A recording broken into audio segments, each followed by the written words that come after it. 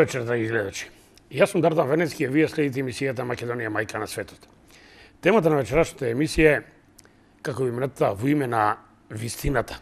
Под наслов на вечерашната емисија е Корените на крстијанството. Мој гостин вечерва со кој што ќе зборувам на оваа тема е господинот Петар Поповски, доктор по историски науки. Добро вечер и добро дојдовте. Добро вечер на вас и на вашите гледачи. Во изминатите емисии, 4 поред, зборувавме за изворот на европската цивилизација, потеклото на европјаните, за живите сведоци кои што го потврдуваат тоа, а во изминатата емисија на тема кој краде историја.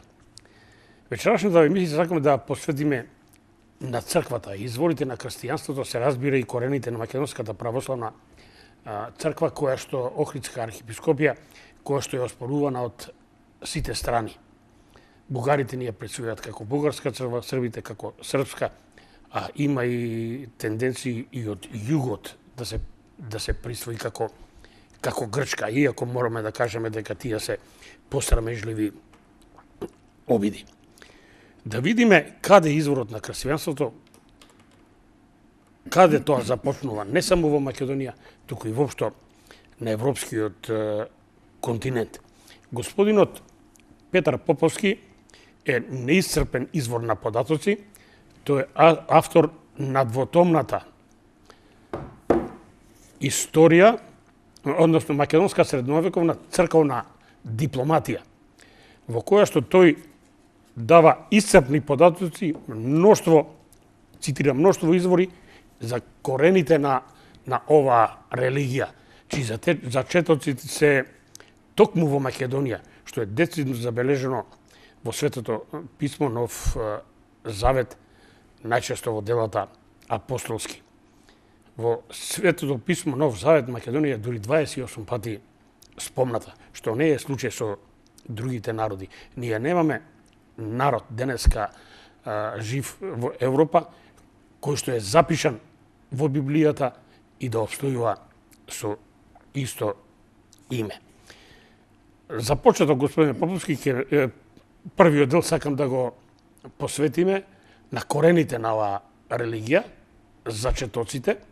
Знаеме дека општо познато од нашите учебници, уште од средно образование и основно образование, дека прв кој ги поставил основите на оваа религија бил апостол Павле при неговите неколку посети на овој македонски полуостров и делови од Европа. Каде се зачетоците? Првите основи на христијанството, како нова вера и идеологија, се поставени на македонските етнички простори. Основоположник на тоа прво ново учење на македонските простори го вовел и го поставил апостол Павле по потекло од Израел. Легендата вели дека во едно видение на апостолот му се јавува македонец и му се обраќа со зборовите: дојдете во Македонија за да ни помогнете.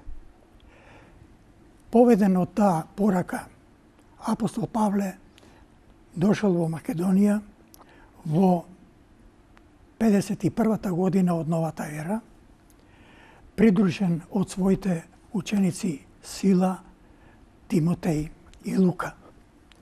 Прво ги посетил градовите Филипи, денешна Драма, потоа и градот Неапол, каде што формирал први христијански црковни општини. Тука ја вовел во христијанството и првата жена христијанка, македонката Лидија, позната во историската наука како Лидија од Македонија. Потоа апостол Павле обиколил и други делови од Македонија, меѓу кои градовите Солун, Бер, денешна Верија, потоа Скопје и Охрид. И таму основал христијански црковни општини. Апостол Павле уште 3 пати дошол во Македонија, од кои 2 пати во приморскиот дел од Македонија, тоа значи во Беломорска Македонија, каде што во многу градови основал црковни општини. Во 62-та година доаѓа по 4-ти пат во Македонија на пат за Рим, каде што требало заедно со апостол Петар да ја формира Римската црква. При тоа патување во Охрид се задржал 18 дена. Тој бил одушевен од тоа што го видел во градот и околината, прво по неговите природни убавини, потоа и од историските споменици, и истовремено бил одушевен и за брзото ширење на христијанството во тој дел од Македонија. Задоволен од тоа што го видел, Охридската црковна општина ја подигнал на степен на епархија. Тоа била прва христијанска епархија на европските простори, која го добила епитетот апостолска епархија. Инаку, Македонската православна црква со Охридската патријаршија ги минала сите евангелиско-канонски услови што се поставени во на првиот Вселенски црковен собор во Никеја во 325 година. Тоа било прв случај да една таква црква помине сите стадиуми. Од страна на апостол Павле, таа била прво формирана како црковна општина, потоа како епархија. Во 535 година на молба од Јустинијан I, римскиот папа Виргилий со свето папско миро и папско послание Охридската епархија ја подигнал на степен на архиепископија. Во 999 година, на молба од Самуил, римскиот папа Григорий V со свето папско миро и со папско послание Охридската архиепископија ја подигна на степен на патријаршија. Тогаш Охридската патријаршија како една црква која минала низ сите стадиуми пропишани во Никеја, го добила епитетот мајка црква и мајка водителка. Во времето на Јустинијан I незините граници се простирале од Сицилија на запад до руските граници на исток и од Крит, и островот Крит на југ до Панонија на север. Значи, тоа била една од најголемите цркви со најширока диецеза.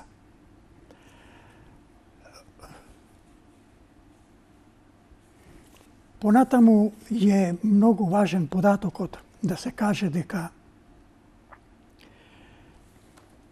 другите цркви на нашите соседи се основани дури по 1000 години подоцна. Например, Морејската, тогаш наречена Морејска, а денес Западот ја нарекува Грчка црква, била формирана во 486 година. Паристриската, бугарите би рекле бугарската, црква е основана во 1181 година. Додека Рашката, односно српската црква е основана во 1219 година. И издвоена е од Охридската. Да, издвоена извесен период од Охридската, меѓутоа сите тие цркви по најмалку 1100 години биле под юрисдикција на Охридската патриаршија. Всушност, по Седмиот Вселенски собор, кога била прогласена юрисдикцијата на тие цркви, и ден ако се почитуваат правилата донесени во Никеја, тогаш и ден денес... Тоа е првиот Вселенски собор. Да, првиот Вселенски собор, да. И ден денес тие се под юрисдикција на Македонската црква. За жал, тие... Затоа што, само едно појаснување, затоа што тогаш е донесен ставот, одлуките на Вселенскиот собор и на папата, колку што мене ми е познато, исправете ме ако грешам, се вечни и непроменливи. Еднаш црква, секогаш црква. Еднаш патриаршија, секогаш патриаршија. Затоа ли поглаварите на Охридската црква себе си се декларирале како патриарси, се до укинувањето? Да, точно така. Односно до забраната од Иако, например, Василий II ја деградирал во 1018 година од патриаршија во архиепископија, тоа било неважечко, бидејќи било сторено по државна, а не по црковна линија. Значи, тие поглавари на Охридската црква се владееле според правилата донесени на првиот Вселенски црковен собор во Никеја. И од тоа немало отстапување. Во скоро сите документи што се донесени од страна на Светиот Синод на Охридската патриаршија, секаде патриарсите се именувани и како архиепископи и како патриарси. Титулата архиепископи ја ставале како почит кон Јустинијан I, кој многу се залагал за развојот на црквата, иако постоела државна црква во Константинопол. Позната црква која што под чија юрисдикција биле сите други цркви од источната екумена, само Охридската црква била надвор од таа црква, со оглед на тоа што сите македонски императори имале посебна почит кон Охридската црква, со оглед на тоа што таа била основана од апостол. Инаку, да кажеме еден податок што е многу важен баш во ова време, кога се прави обид Самуиловото царство да се поистовети со некакво бугарско царство. 200 години по унапредувањето на Охридската архиепископија во патриаршија, значи 1202 година, 1202 година, тогашниот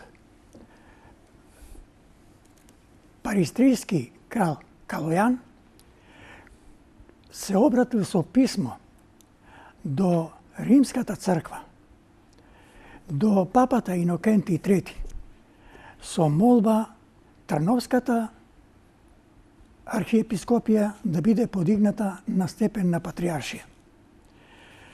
Во одговорот на Инокенти III стои запишано: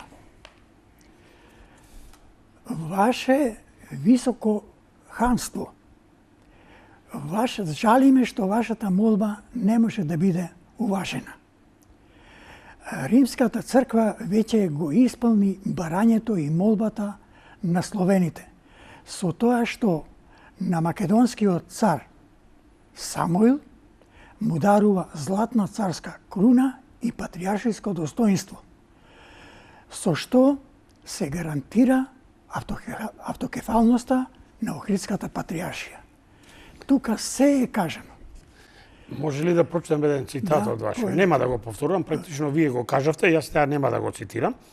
Вие ово сте го објавиле во оваа книга која што пред малку ја покажавме на гледачите, значи Македонска средновековна црковна дипломатија во првиот том ми се чини, да, односно во вториот том на страна, еве сега ќе ја цитираме, на страна прва практично. Да. Вие го цитирате ова од книгата на Иван Дујчев, бугарски автор. Бугарски автор.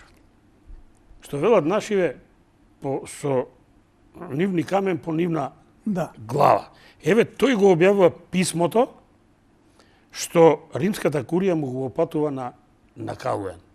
И ја колку што забележам од овој ваш цитат, од ова што сега го кажавте, практично Рим, римската црква, римската курија, прави разлика помеѓу црква на словените и народот на словените и црквата на бугарите. Точно така. Односно на паристриците, како што ги видите, или подунавците. Да.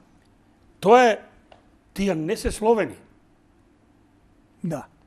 Сега, јас ќе цитирам уште една работа, ќе го спомнам сравнителниот речник на руската царица Катерина II,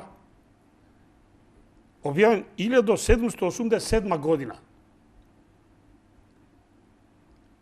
Били ангажирани двојца врвни германски лингвисти, направиле сравнителен речник на 200 јазици, меѓу кои и 12 словенски. Меѓу нив го нема бугарскиот. Тоа е 18 век, крај на 18 век, се уште науката, еве, германски лингвисти го работиле по нарачка на Катерина Велика, уште бугарите не ги третираат како словенски народ. Некого татаро-монголско племе. Да. Самиот Дујчев го објавил ова писмо, еве ви ја дадовме на словените. Убаво сте цитирале вие. За сите оние сега што ја присвојуваат бугарски историчари Охридската црква, еве корпус деликти, одговорот и писмото на римскиот папа, кој што вие го имате на прва страница од вториот том. Простете, мака што ве прекина. Да. Меѓутоа, сега, дали сега ќе идеме или на крај, имам ја и две фотографии спремни, да го потврдат ова вие што го кажувате. Мислам дека ќе биде добро за гледачите. Државата на Самуил не е Бугарија, не е Македонија. Меѓутоа, во науката е позната како царство на македонците. Самуил е презентиран и тоа во германски извори, како македонски принц. Сега ќе го видат тоа гледачите. Западот нас сакаше да ни наметне поградно име, како што им наметна на србите серви, како што им наметна на бугарите волгари, во пежоративна смисла простаци, на грците грејци, дојданци, вие го објаснувавте тоа во претходната емисија, нас сакале склави, робски народ. И нашите кнежевства во средниот век ги нарекувале склавинии. Сега, ова е една германска гравура, ќе замолам режијата целосно да прикаже на нашите екрани, на цел екран, на која се 4 граци, тоа е негде крајот на 10 и почеток на 11 век, кои ги со 4 круни кои што ги представуваат 4 кралства во тоа време, најголеми во Европа. А тоа се Склавинија, гледате на екраните, таа првата од лево, девојка со типична венецка, македонска, словенска носија, како сакате, тоа е исто. Втората е Германија, третата Галија и четвртата Рим. Тоа се 4 најголеми царства. Единствено славјанско, односно тогаш македонско, е првата Склавинија. И така има, не е Бугарија. И второто е една карта, која што има во Универзитетската библиотека, ја објави Гоце Ангеличин Жура во оваа монографија улогата на Самуиловата Охридска патриаршија во покрстувањето на Киевска Русија. Гоце Ангеличин Жура, тоа е ова, на последната страна има една карта. Ќе ја замолам режијата да ја пушти на целиот екран. Еве го представено е царството на Самуил од германски извори, на германски напишена картава, доле во левиот агол имате превод. Што вели? преводот федерација, тоа е запишано на самата карта во левиот агол на германски, а од страна имате превод федерација на словенскиот крунисан принц и поглавар на Македонија Самуил. Еве како го представуваат германците. Нека ми каже некој дека се неуки. Нема ништо заедничко со Бугарија. Да. Благодарам, продолжите, господин Поповски. Инаку, Охридската патријаршија, за разлика од другите цркви во источната екумена, имала најразвиена дипломатија, која се одликувала со знаење, со вештина и со брзо пренесување на пораките кои биле испраќани од страна на охридските поглавари. Во прво време многу жива врска постоела помеѓу Охридската патријаршија и Молдавија со Влашко, а потоа и со Русија. Во Русија често се патувало од страна на пратеници испраќани од охридските поглавари со цел да пренесат некои пораки што биле од значење за прво за развојот на црквата и за развивање на односите со таа земја. Охридските поглавари биле едни од најпознатите дипломати познати во историјата на Македонската црква. Прв поглавар кој ја посетил Русија, тоа бил Јован Дебарски во 1032 година, кој пристигнал во Русија со цел да посети многу реони каде што постоело интересирање за создавање на посебни епархии. Неговата посета на Русија се смета за една од најважните во историјата на Македонската црква.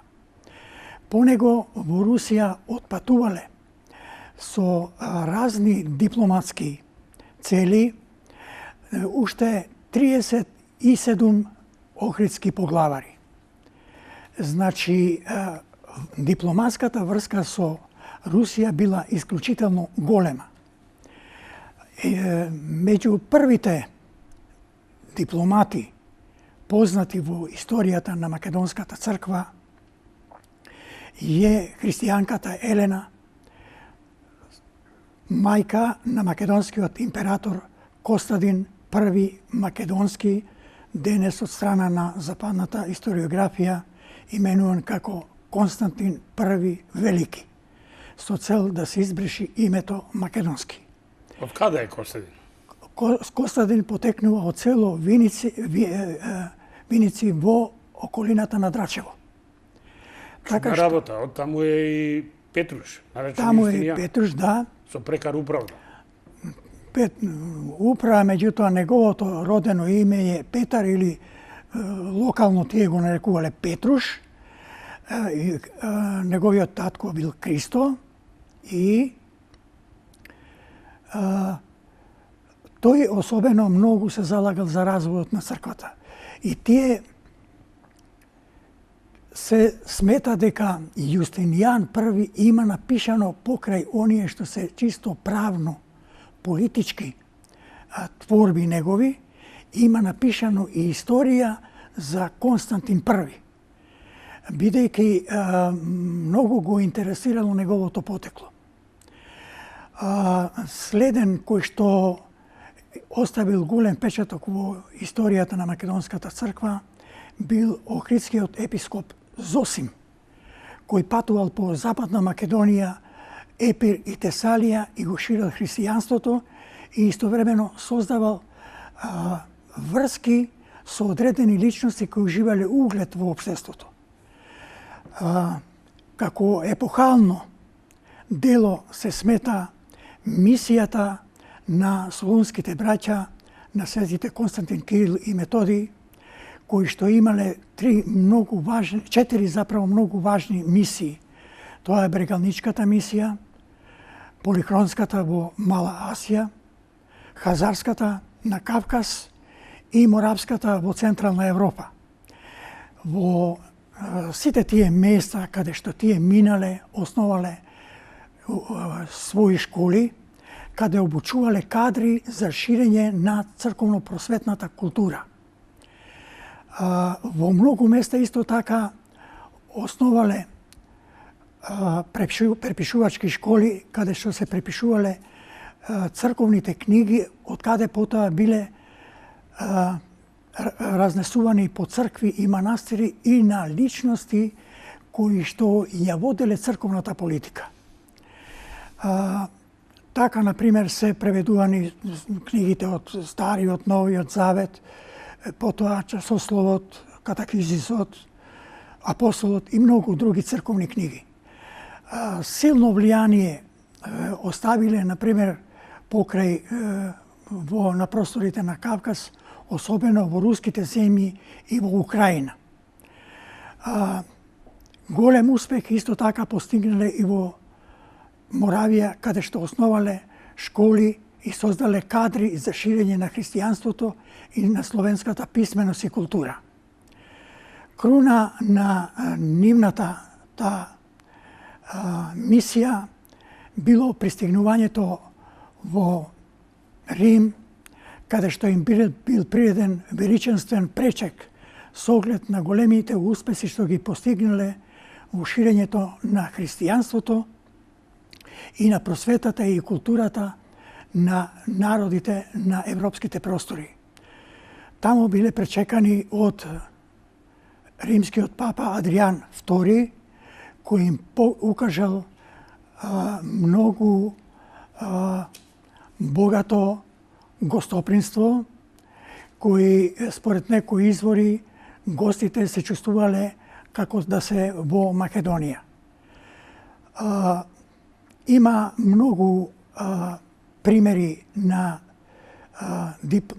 развод на дипломатските врски, особено многу живи врски биле со Русија, а потоа и со европските народи кои и припаѓале на католичката вера.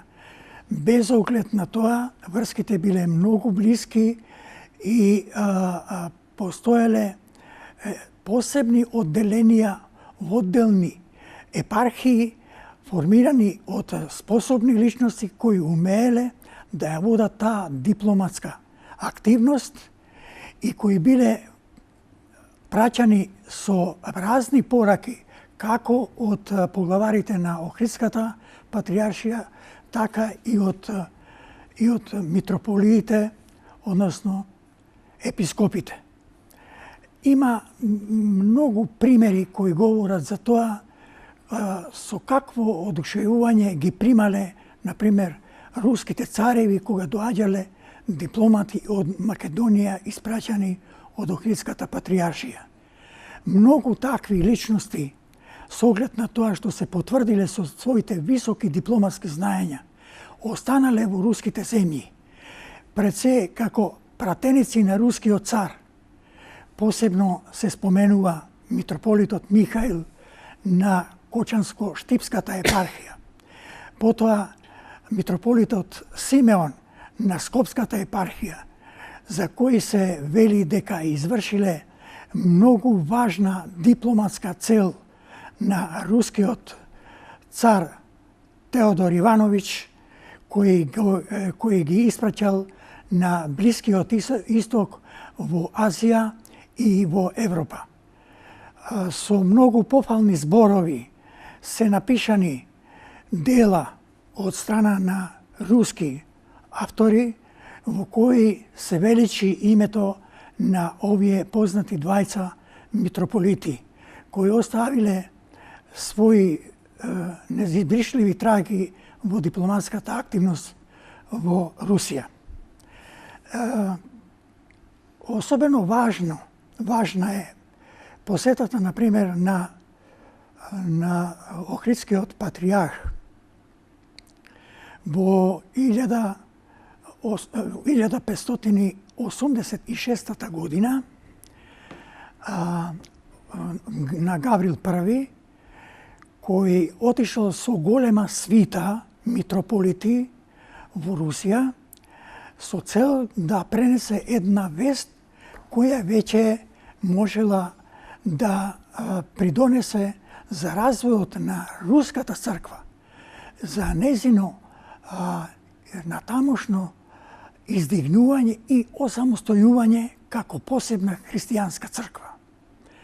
Тоа било изненадување за рускиот цар Теодор Ивановиќ, кога пристигнал на граница, на самата граница, на руската граница, бил дочекан од специјален пратеник на рускиот цар Игаров, каде што му бил преден величествен пречек.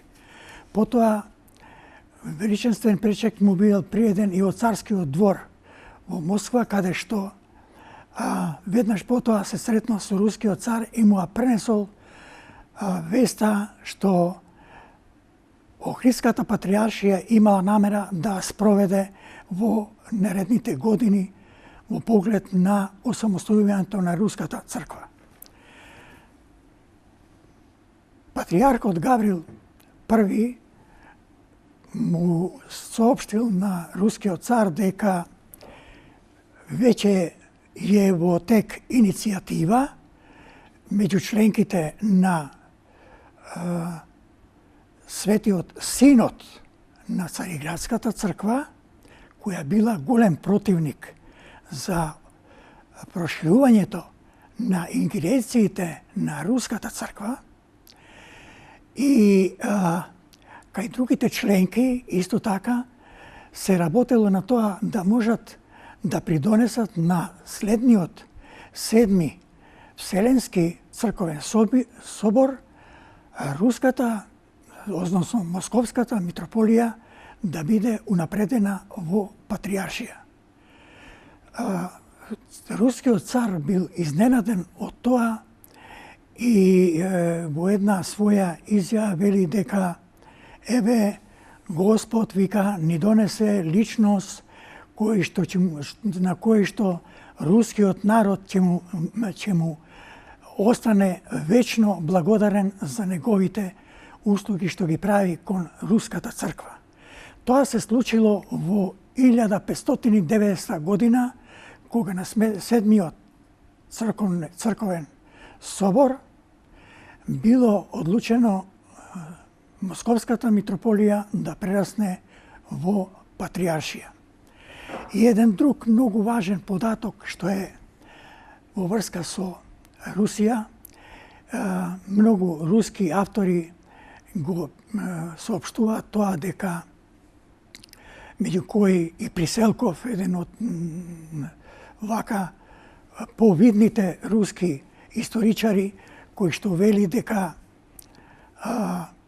Русија, вика, христијанството го прими од рацете на Охридскиот патријарх и дека Русија била една од епархиите на Охридската патријаршија. Едно големо признание.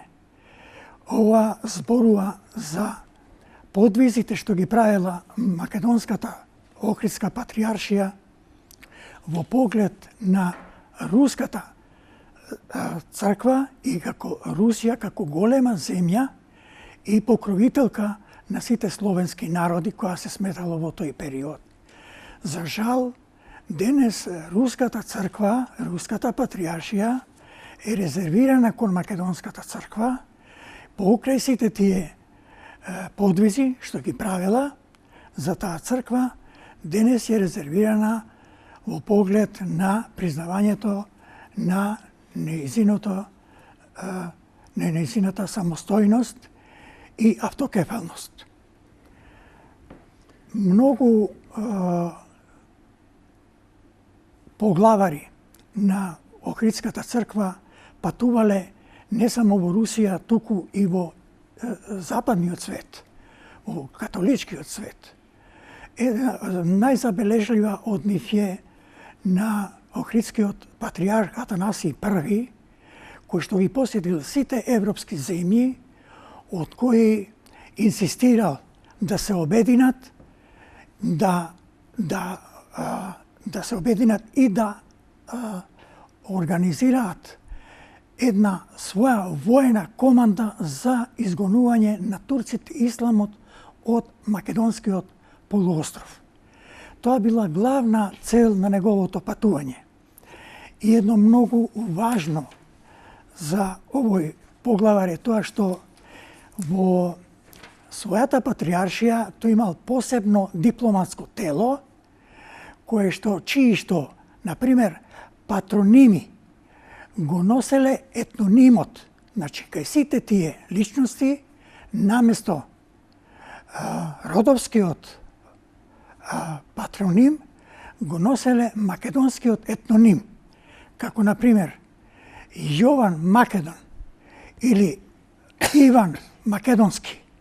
И по тие називи, тие дипломати ги праќал по Западна Европа со цел да се шири името на Македонија и македонскиот народ, а истовремено и да се шири влијанието на Охридската патријаршија. Многу важен податок ни даваат руските автори, например, за престојот на Анатолий Зографски на Русија во 1819 година. Тој отишол таму испратен од Света Гора, каде што бил игумен на манастирот Хилендар, со цел да го врати во повторно владење Кипријановскиот манастир во Бесарабија, кој би отуѓен веќе 17 години од страна на локалните власти, а кој обезбедувал многу приходи за Света Гора. Анатолий пристигнал во Петроград и на еден голем црковен празник требало да се одржи богослужба на која присуствувал и рускиот цар Николај II со своето семејство. Му била дадена чест на Анатолий да одржи богослужба и се покажало дека тој со своите богослужбени и црковни знаења се представил во лицето на цар како еден од најголемите црковни пастири во тогашниот христијански свет. Кога потоа рускиот патријарх Иов го запознал со рускиот цар Анатолий, рускиот цар веднаш побарал тој да дојде во царското семејство како афимери, како татко на семејството, како духовен татко на семејството Романови. Значи, тој тука останал 20 години. И целта негова била да може да го врати манастирот Хилендар во владење на Света Гора.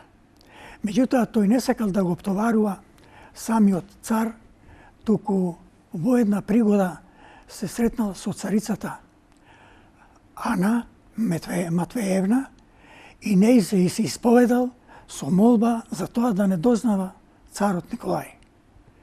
Тоа успешно било завршено во текот на неговиот престој во Царско село и благодарејќи на ангажирањето на царицата, манастирот би вратен во владење на Света Гора. После Анатолий, кој бил испратен како руски амбасадор во Атина, за нов духовен татко на семејството Романови бил поставен нов македонски архиереј, кој што исто така останал скоро 10 години и кога завршило неговото службување во царскиот двор, и бил исто така испратен за амбасадор во Италија.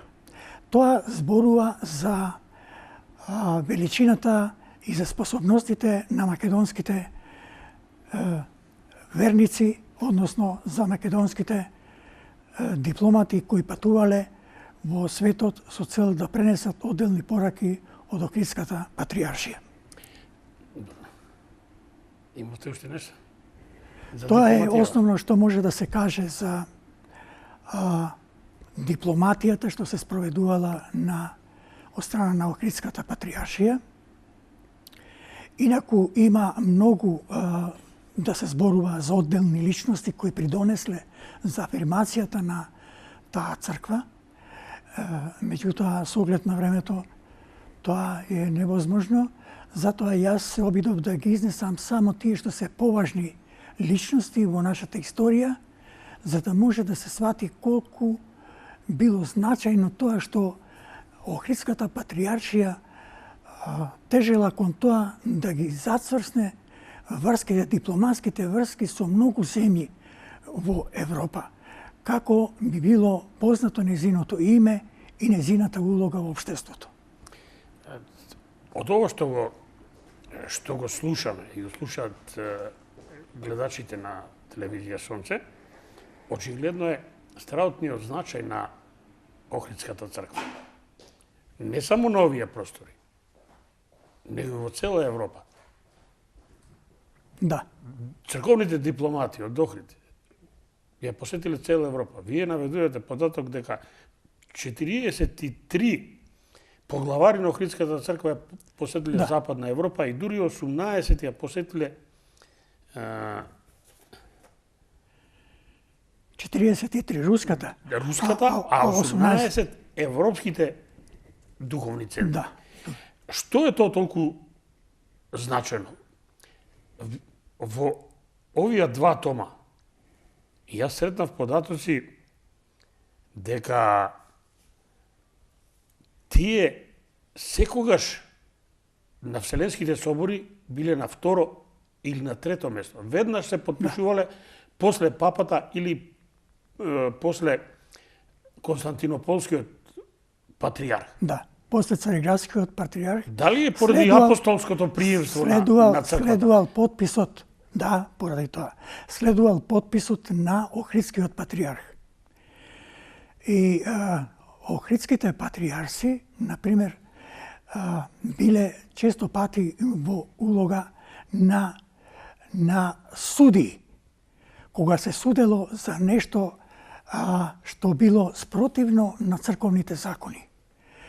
Например, во историјата е познато дека од страна на Охридските поглавари, како суди, отстраниле од престолот 7 цариградски патријарси заради симонија.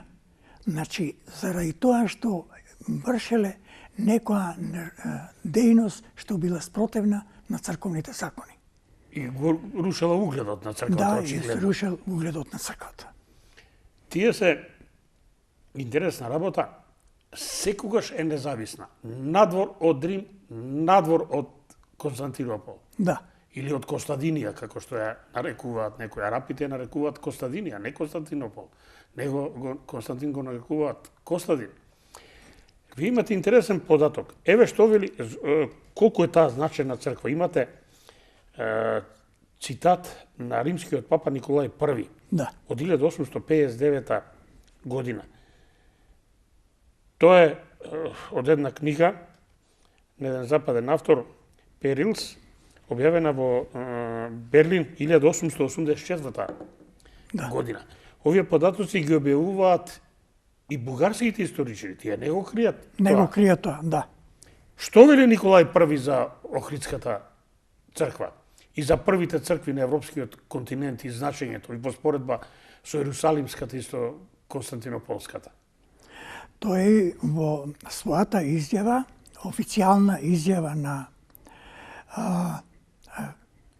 Римската црква, значи официјалниот став го изнесува со тоа што за приматот на другите цркви воопште што постоела во источната и западната екумена, тој вели дека Римската црква ги смета за вистински цркви тие што биле основани од апостоли, кои ги споменува Охридската, Римската, Антиохиската и Александриската. За другите цркви, вели, поглаварите вели на Цариградската и Иерусалимската црква, себе си се нарекуваат патриарси, но тие не се тоа, бидејќи не се уредени од апостоли.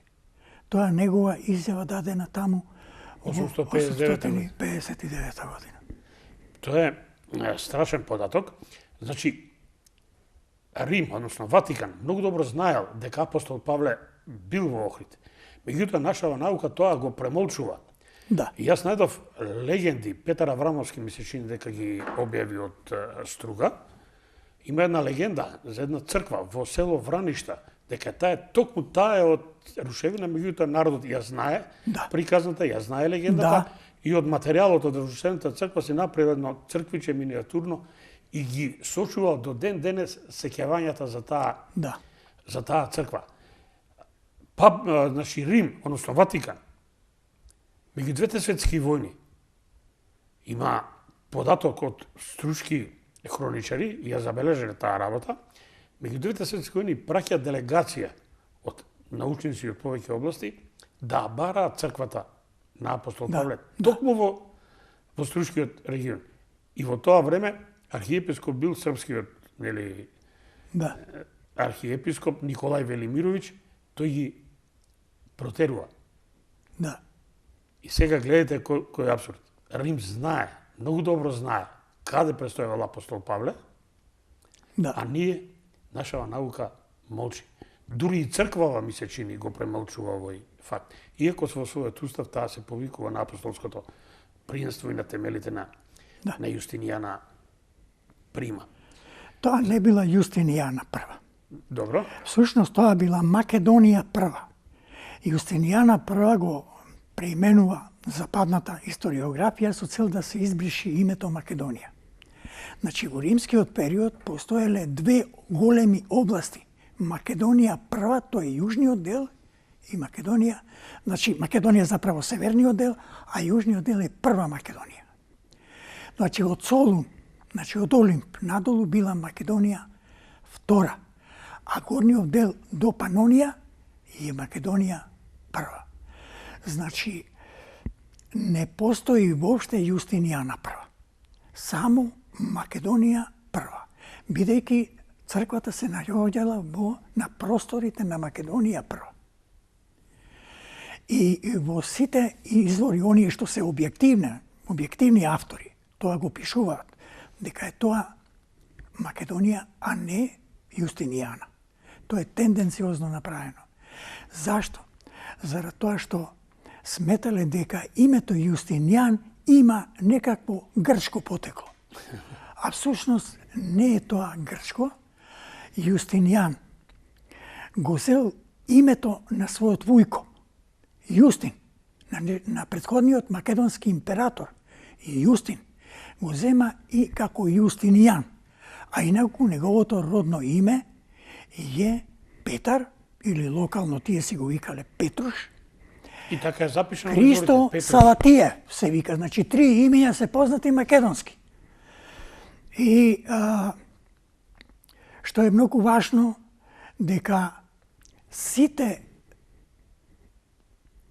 императори, македонски императори на тоа македонско средновековно царство, кога се укинала Римската империја и кога останало само источното Римско царство, тоа веќе било преименувано во Македонско царство. За тоа постојат многу материјални сведоштва. Пред се, во сите монети, на сите монети што се издавани во тој период, стои амблемот М големо на средината на секоја монета. Што значи Македонија. А печатот, државниот печат стои Македонија, со М на средината и крст. Не стариот символ на македонската земја. Да. Сите императори имале посебна почит кон Охридската патријаршија. тие многу не ја ценеле Цариградската патриаршија, бидејќи била државна црква. Не била основана од апостол. Со Да. државен декрет. И често имале, например, конфликти со поглаварите на таа црква, бидејќи тие и биле наклонети најмногу на Охридската патриаршија. Затоа, да. Да. Западот, значи, со цел да на тоа царство, значи, од Константин до последниот Константин 12, значи, се постоело. Тоа се 1120 години на тоа царство постоело. Му дава, го прекрстува во Византија, замислете. И тоа 104 години после паѓањето на Константинопол под турците. Значи, ти да промениш име на една империја која владеела 1100 и кусор години и со чисто македонски императори, со македонски лични имиња, со, например, постоела македонска династија која владеела 189 години. Значи, македонска епархија не можел Западот, кој што имал тенденција на тоа царство да му даде некаков грчки карактер, се обидувал на секој начин некако да ја преименува таа епархија, односно таа династија, за да може да постигне својата цел и да го крсти тоа дека е грчко царство. А всушност се сите тие македонци по род. Например, да го земеме тоа што го пишувала Ана Комнина со Алексеј, татко Алексеј Комнин, кој најголем дел од своето владење не го поминал во Константинопол, туку во Дрча, во градот, значи тоа е прво име Дрча, древномакедонско име. Денешен Драч. Значи во Драч. И во Драч стои во резиденцијата каде што тој живел, на еден голем столб стои Македонија. Значи, тоа говори дека сите цареви, сите императори на тоа средновековно македонско царство биле од македонско потекло. И сите биле наклонети кон Охридската црква. И се што требало да ја овозможат на таа црква ја овозможиле. И таа била единствена црква, што била независна од Цариградската патриаршија, била самостојна, автокефална. Тоа е од големо значење. Токму поради апостолско принство и токму поради значењето. Најстара на овие простори на европскиот континент. Додека сите Антиохиската, Ерусалимската, Александриската, сите тие цркви биле под юрисдикција на Цариградската патриаршија, со исклучок на Охридската. Тоа многу зборува. Значи, дека се работи за династии од чисто македонско потекло. Јас веќе имам, сега наскоро ќе излезе двотомна студија за тоа царство со аргументи дека римските императори кои дошле тука на овие простори, тие ја нарекувале Македонија, не го избришале името Македонија како што тврди западната историографија. Тие самите се нарекувале македонски императори, не римски. Тоа се, значи, имаме аргументи за тоа, од материјална природа. Значи, на материјален аргумент, што значи дека е неизбришливо тоа. Тоа така, например, имаме неколку мина ние римски императори, значи на Источното римско царство, кои што издаваат монети со името Македонија. Со ликот на Александар. Да. И една голема заблуда што ја шири, например, Западот, во која се вели дека кога римјаните дошле на овие простори, го иселиле македонскиот елемент од овие простори, односно тие не го викаат македонски, туку домороден, а го оставиле само грчкиот како нивни сојузник. Меѓутоа, во римската државна архива постои документ во кој што документ од римскиот сенат од тој период. Значи 168 година пред новата ера. Замислите, 2168 168 година. 1100. Не, мислам 2168 од денес на назад, добро. Значи, во тој документ стои запишано. Им се наложува на сите водачи, на сите војсководци да им пренесат на своите војски при влегувањето на територијата на Македонија кон македонскиот народ да се однесуваат како кон своји родени браќа.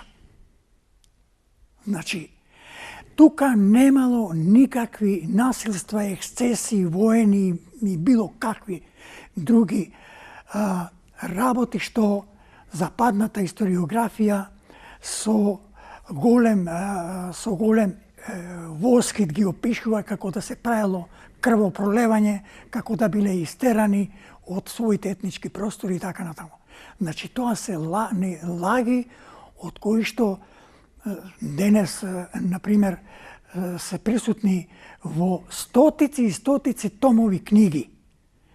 А овој момент не го се предвид, бидејќи да овие документи што се во државниот архив во време на владењето на Римската империја во Рим, строго се чувани и не се давани на секој да може да дојде до нив. До тоа, по некоја случајност, дошол само еден хрватски историчар. И тој го пренесува ова што го видел во тој документ. Значи, римјаните тука се однесувале како да се дома. Тие го зборувале истиот јазик како што го зборувале македонците на македонскиот полуостров. Зборувавме предходните емисии, скоро цела Италија е венецка. Цела Италија е венецка. Така е. Сега, да го потврдам ова, вие што го зборувавте, ќе ми дозволите 2-3 минути, заради гледачиве. Тие го именуваат Јустинијан, меѓутоа не знаат што значи. Велат дека е грк, меѓутоа самото име открива. Во основата е словенскиот збор, македонскиот збор Истинијан. Тој што е во вистината, тој што е во правото. Па зошто? Па Јустинијан е најголемиот кодификатор во светската историја на правото. Да. 4600 прописи ги обедини во еден корпус Јуре Цивилис. Да. И тој е најголемиот правен референдум. Сите правни системи денес во светот се темелат на неговото право. Да, точно. Тој е по тоа познат најмногу. Да. Сега, кажавте вие за Константин, дека е од околината на Драчево, тоа село денес не постои.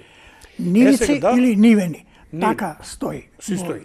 Меѓутоа, еве уште една потврда. Го објави госпоѓата Лидија Славевска, за жал покојна, книгата ја објави посмртно, Македонската генеза или етногенеза, не ме држите за збор, таа објави еден документ кој што на нашиве простори, на македонскиот полуостров, ги објави еден Хрват Тонко Марнавиќ, а цитира документ од Праис, западен автор, кој во вилата Барберини во Рим нашол еден документ наречен Јустинијана Вита, животот на Јустинијан.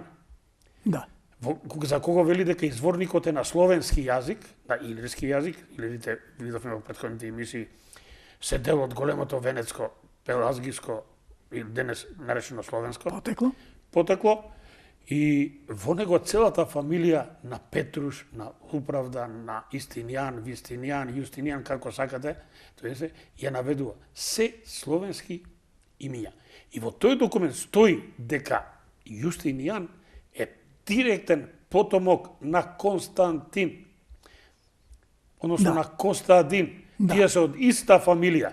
Ако Јустинијан и неговиот војко Јустин се од Таор и Бадерјана, денешен Бадар, пак близу Драчево, јасно е дека биле од една фамилија.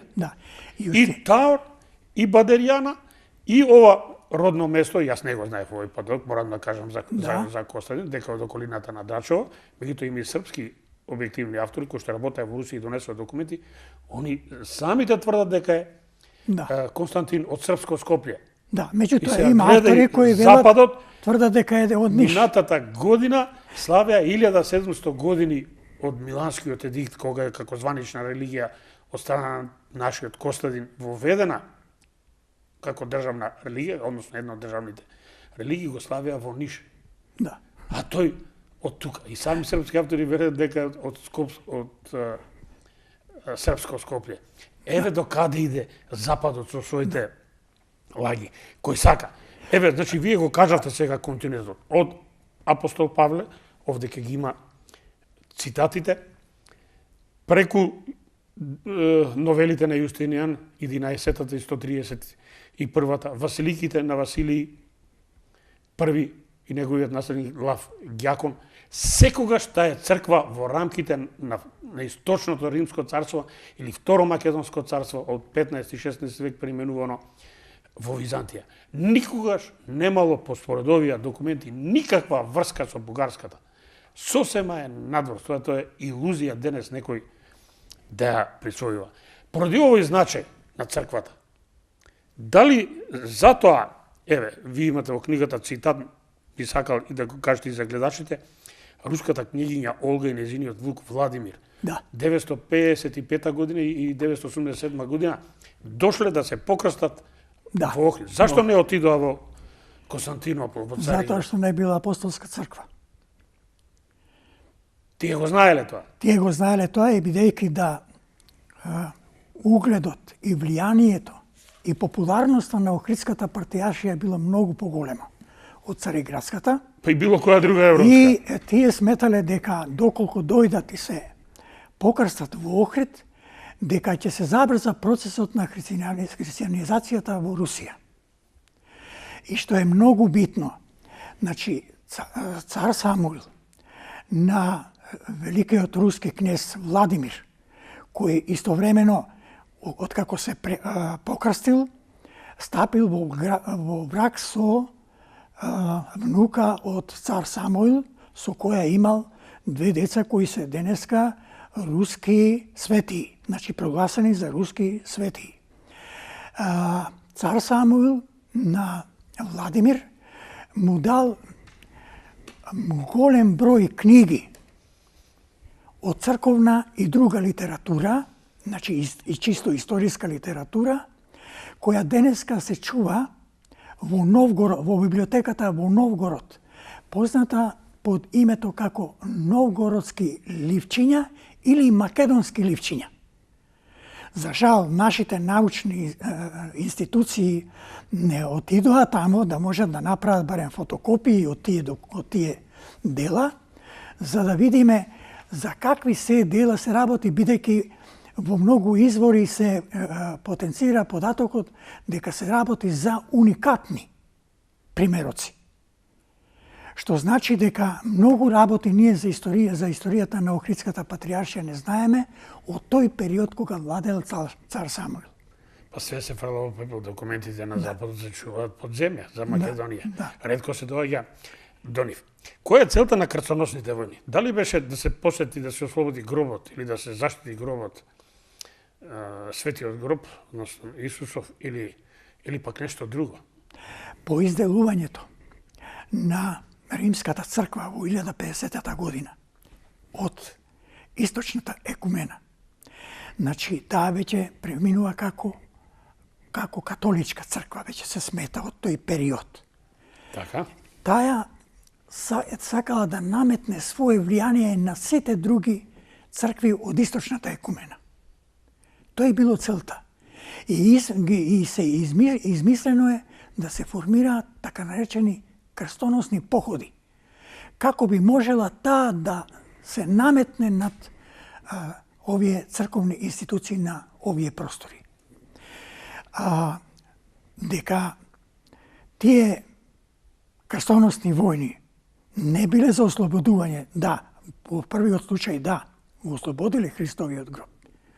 Меѓутоа, подоцна веќе добиле тенденција да може да се уништи Македонското царство. Да не постои едноставно. Како извор на... Да.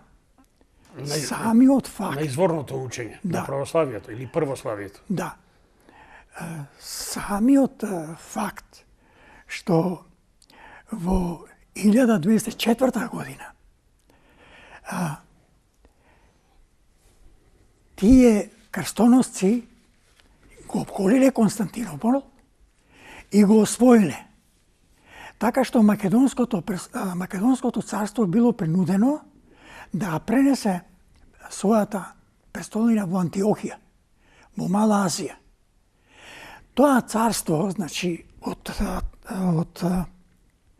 така наречено Латинско царство, во историските извори е познато, како Латинско царство, а тоа создадено од крстоносци, владеело 56 години. После 56 години, со голем напад на војските, македонските војски, биле изгонети латините од тие простори и одново обновено Македонското царство. Значи, тоа е вистината за она што го протежирала самата Римска црква за да може да се наметне, а и за тоа дека крстоносните војни биле злоупотребени, наместо да се ослободува Христовиот гроб од, се разбира, други верски струења што постоеле на тие простори, тие се обидувале да го уништат Македонското царство. За жал, времето не гази, само телеграфски ќе ве замолам. Сведоци сме дека Македонската православна црква во своите настојувања да добие автокефален статус, прави ми се чини грешки во чекори, па бараше црква мајка во српската, па во бугарската, во српската. Има ли потреба за вакви потези? Имајќи го предвид дека еве слушнавме вечерва, нашата црква е апостолска, формирана од апостол Павле, потврден континуитет ево од бугарски, од западни извори, дека на темелите на црквата на апостол Павле е формирана Јустинијана Примај. Петруш знаел која е таа црква. Затоа неговиот хроничар Прокопи ја налекува глорисима префектура, најславна префектура. Да. Токму поради тоа апостолско приемство. Може ли црква да бара признавање, а има апостолско приемство? Кој може да признае апостолска црква? И дали може? Дали е тој разумен чин? Ако се почитуваат евангелиско-канонските правила, значи, а треба да се почитуваат, бидејќи се донесени на такви големи собери, тогаш јасно е дека Македонската црква и ден без оглед на тоа каква е политичката ситуација, без оглед на тоа колку други цркви се создадени на овие простори. Меѓутоа, сите цркви, вклучувајќи ја дури и Руската црква, се под юрисдикција на и ден денес, според тие правила на Македонија. Ако се почитуваат. Ако се почитуваат. И ден денес се под юрисдикција на Македонската црква. Ја не знам зошто се тие прават напори Српската црква или Бугарската црква, па и Руската црква да признае Македонската црква. Нема потреба. Тоа се неразбирливи потези на македонските архиереи. Значи, Македонската црква треба да си го сочува својот углед и авторитет како водечка црква на овие простори.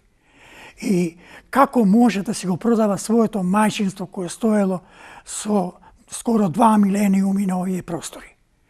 Да земе сите, например, рашански србите би рекле српски владетели од војводи, принцови, кнезови, кралеви и цареви, сите ја викале мајка црква и мајка водителка Охридската патријаршија. Не случајно и не без причина Стефан Душан дошол да го прими круната да прими во Скопје, а не во Пеќ.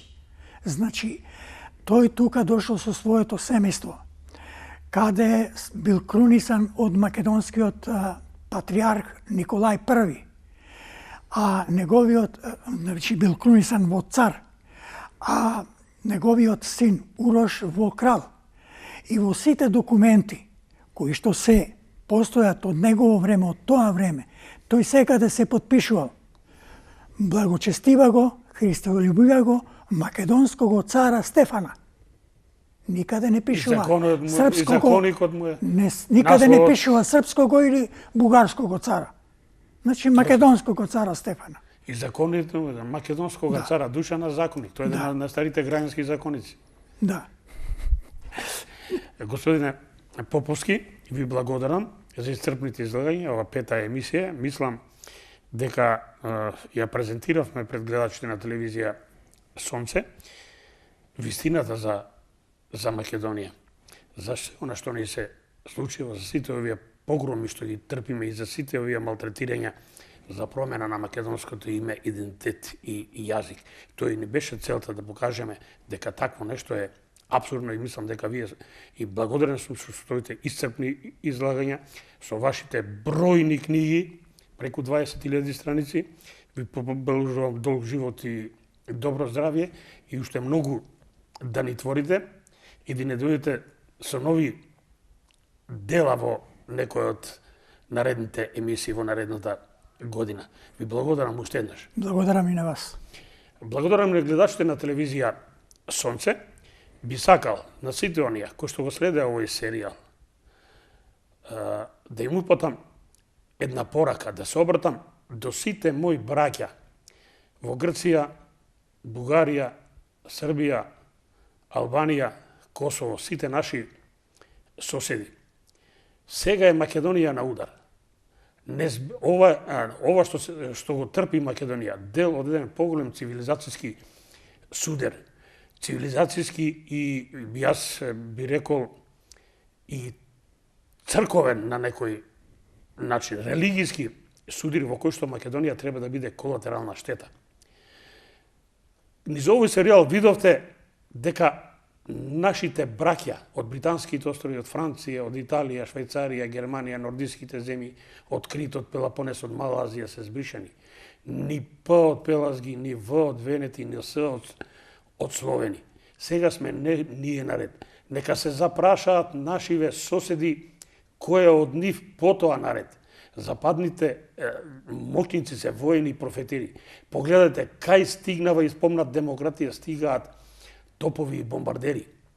После разнебитувањето на државите имаме грабеж на ресурси. Тие рушат, тие градат и во едниот и во други случаи профитираат. После тие разрушувања, после тие грабежи, запрашајте се каде завршуваат рудниците, банките, телекомите, нафтените бизниси, поштите, електростопанството. Све во рацете на воените профетери. Што нас овде ни остава?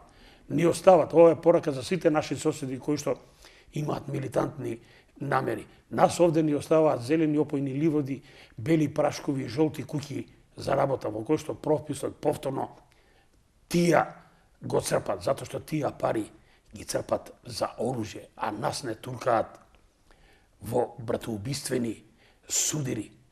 Еве се сега повторно слушаме се светска со оружје. Браќа мои сите во овие обкружувања, свестете се, сите трпиме, сите патиме. 2 светски војни почна од овде, нема валјда да дозволиме да почне и третата. Внимавајте каква ситуација имаме. 20% црномодри дојдени од Египет, владеат со 80 бели наши браќа од родот на пелазгите, од генот на венетите во 6 век преминувани во Словенија. Цела Грција 80% е бела. 20% жолти со коси очи владеат над 80% староседелско население во Бугарија. Исто е и во Албанија. 20% доселеници од истокот владеат со 80% староседелци.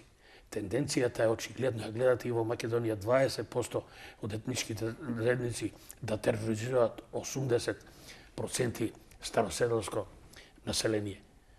Свестете се да не ги трпиме ако дојде до несакани инциденти и последици. Сите подеднакво ќе ги трпиме последиците. Се надевам ме разбравте. Благодарам уште еднаш и на мојот гостин и на гледачите. Гледајте ги репризите четврток во 16 часот и недела 9 часот наутро со нови содржини. Се гледаме за последен пат во оваа година, идниот вторник во 18:30. Благодарам и останите со програмите на телевизија Сонце.